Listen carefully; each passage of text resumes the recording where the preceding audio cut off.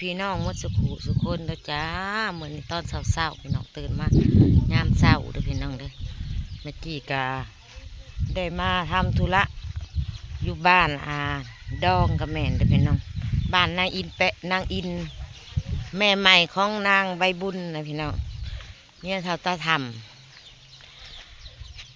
เพิ่นนำมาให้ผ้ามาเห็ดคองให้เพิ่นให้มันแล้วพี่น้องสีมาเห็ดให้เท่าตาทำ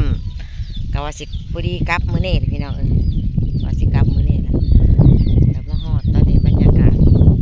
ยามเช้ากำลัง6 โมงหนาวลมเลยว่าบ้านเพิ่นมันใกล้ชายแดนเวียดหนทางเขามาเดินคือหนทางมาแต่เมือ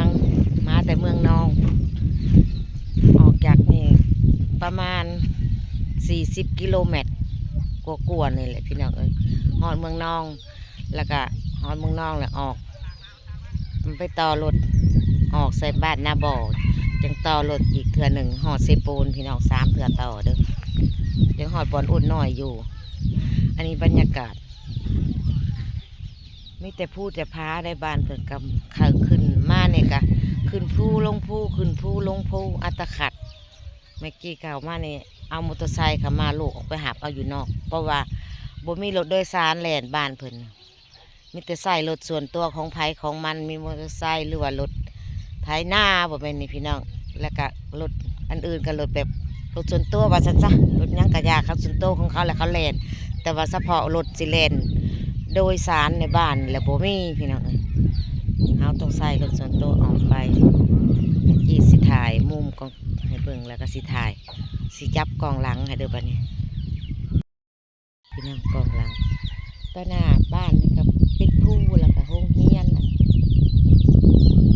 ประถมโรงเรียนมัธยมบ้านนอกตัวนี้มีทางจักไปหอดใส่เด้อเมื่อกี้กับโบหูพี่น้องอันนี้ก็คือชุมชนประชาชนบ้านนอกมันกับบ่อยากมันยังเศร้าอยู่พี่น้องอันนี้หันมาเบิ่งเฮือนอันนี้เฮือน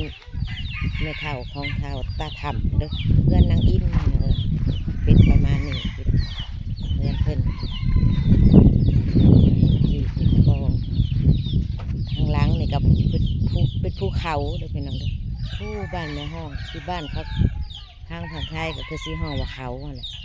ทางด้านหลังนี่ก็เขาอ้อมหมดเลยอันนี้ก็เป็นชุมชนแบบชนบทอันนี้พี่น้องดีอย่างเดียวว่าไฟผ่ามาหอดว่าสันซะมีไฟถ้าไม่มีไฟนี่ยักยุงไล่เติบเลยนี่ถ่ายรอบๆพี่น้องเบิ่งก่อนอันนั้นก็เขาจะเห็นหายเห็นตัวบางทีเมฆไล่ต่ำมันใกล้ชายแดนเวียดมันขอนมาทางชายแดนเวียดนามนี่ก็เฮือนเพิ่นเด้อพี่น้องเมื่อกี้ถ่ายประมาณนี้เฮือนพอเท่าไม่เท่ามาหาหอดเท่าโศกนี่นะใบบุญนอนยังบ่ตื่นนอนเมาหลดเพิ่นเมาหลดนอนยังบ่ตื่นอะไรกะต้นมะนาวมีต้นมะนาวต้นสีดาเพิ่นบักตายแล้วอันนั้นก็เล่าเขากล้องแก่งสั่น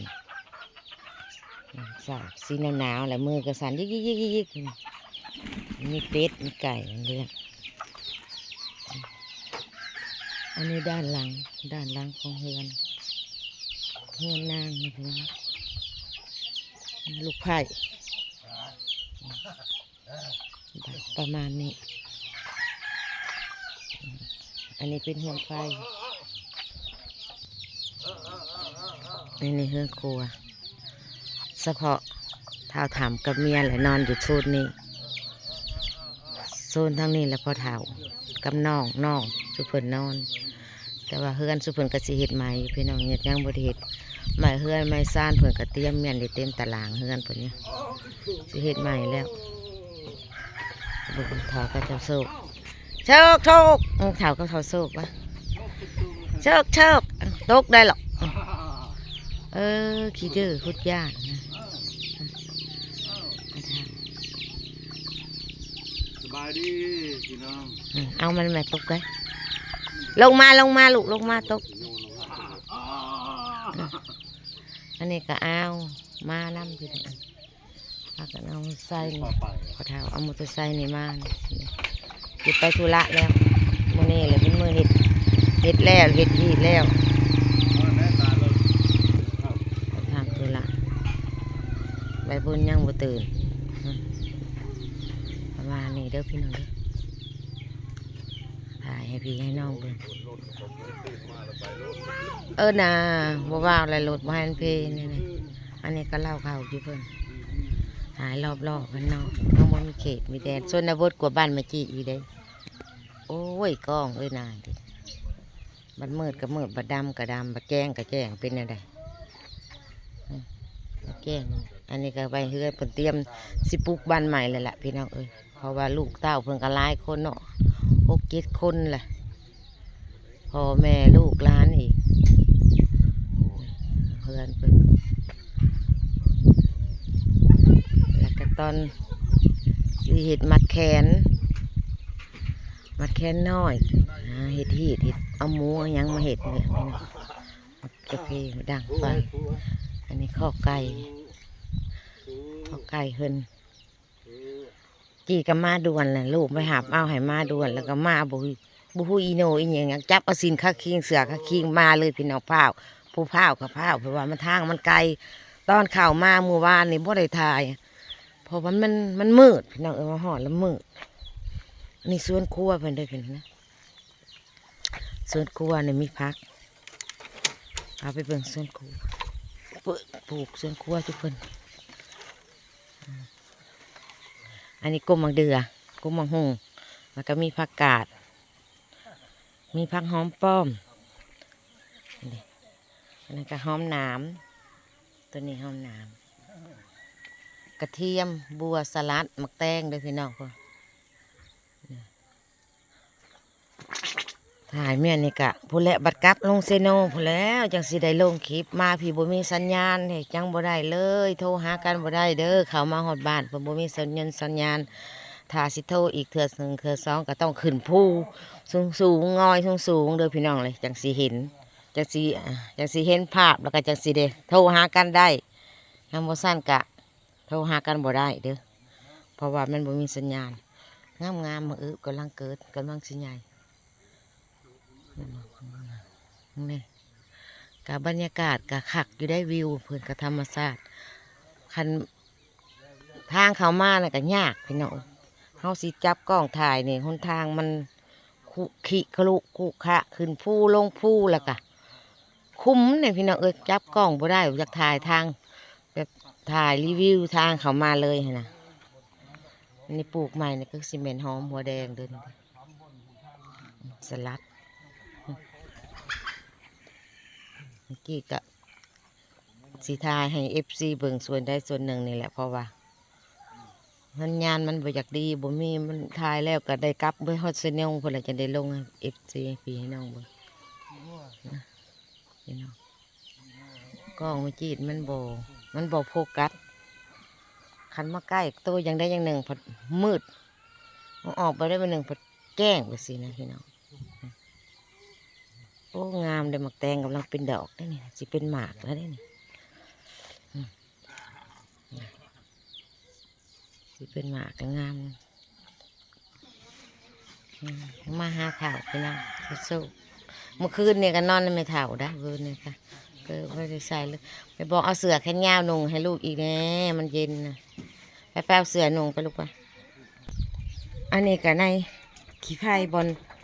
แต่งอยู่ครัวกินพี่น้องเอ้ยนี่บอลเพิ่นค่ะแบบนี้ได้บ้านนอกบ้านไม่จีดแต่ข้าว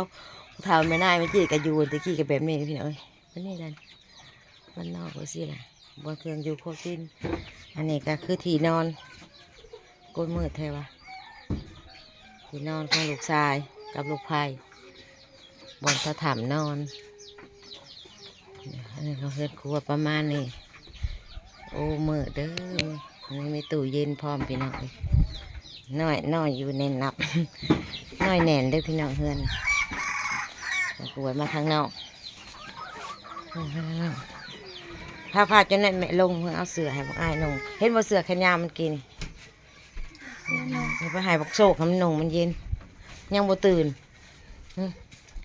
อันนี้ไปบุญนอนคืนนี่กับพ่อเฒ่าพี่น้องยังบ่ตื่นนี่อันนี้คือโซนทางในเงินของเพิ่น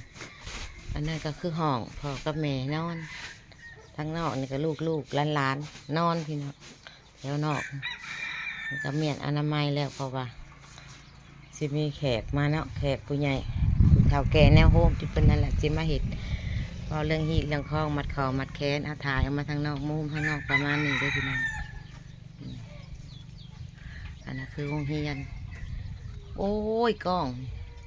จะมาเป็นอันนี้เด้มันแจ้งมันสีกับข้างดีได้อวยมันไปสีได้ว่ามืดตึ๊ดอืมอืมอืมโอ้นี่ก็เฮือนกันฮะกล้องนี่บ่เป็นตาสแตกเลยเป็นอย่างนี้นะมานั่งเผากองไฟพี่น้องต้มน้ำสีคั่วหมูต้มน้ำส้มกาแฟ รวมมูนี่ทั้งให้ทั้งเถียงมาเอาโอ้สิตัวเฮ็ดได้เฮ็ดแล้วนะอันนี้เดี๋ยวเอา โชคชัยน้องเสือกันหนาวให้ ลุงเว้ย มาหอดแล้วมาหอดโชคแล้ว